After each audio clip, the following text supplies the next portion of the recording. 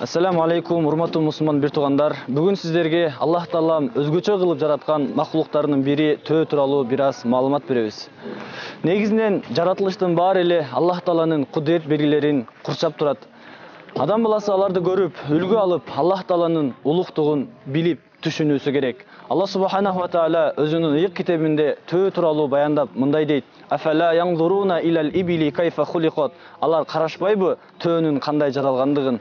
Бул аятта Аллах субханаху ва таала төөнү кароого өкүм берип жатат. Себеби бул жаныбарды инсан көрүү менен өтө көп Аллах Тааланын кудуреттерин билип түшүнө алат. Анткени төө адам баласына өтө көп тараптан кызмат кылат. Мисалы, унаа катары минет, оор жүктөрдүн бардыгын жүктөйт, жүнүн дагы кийим жана башка нерселерге пайдаланат, сүтүн дагы дарылык катары ичет жана этин дагы жейт. Мынчалык пайда төөдөн башка эч бир жаныбарда табылбайт. Жана да төө сүт эмүүчү, буттары узун, түктүү жаныбар болот. Төөнүн эки түрү бар. Биринчи бир өркөчтүү төө, бул араб төөсү деп айтылат. Экинчиси эки өркөчтүү төө, бул көбүнчө жүк көтөрүү үчүн өтө ыңгайлуу болгон төө. Төө кумдуу чөлдөгү катаал жашоого, андагы бороон шамалда да чыдап жашай алгандыгы менен башка жаныбарлардан өзгөчөлөнүп турат. Ошондуктан айтылган сөз бар: "Ал-ибилу сафинату сохро", төө чөлдүн кемеси. Төөнүн дагы бир өзгөчөлүгү, ал бир жумадан ашык суусуз, ал эми айлап тамаксыз жүрө алат.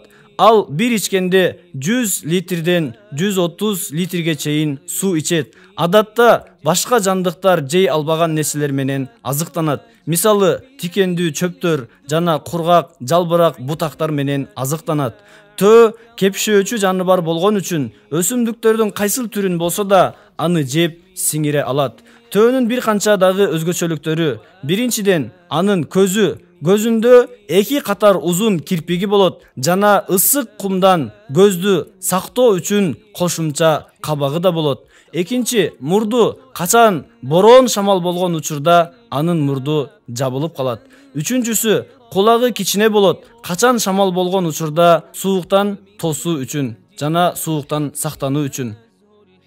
Төртүнчүсү, буттары чөлдүн ысык кумдарына жүрүүгө өтө ыңгайлуу. Анткени анын буту эки манжадан турат. Качан бутун жерге койгондо эки тарапка чашырагандыктан кумга батып кетпейт. Төө саатына 60 км ылдамдыкта жүрө алат. Бешинчиси, мойну өтө узун. Ошондуктан жердеги чөптөр аркылуу да жана дарактарга да жетип, ал аркылуу азыктана алат. Алтынчысы, сүтү.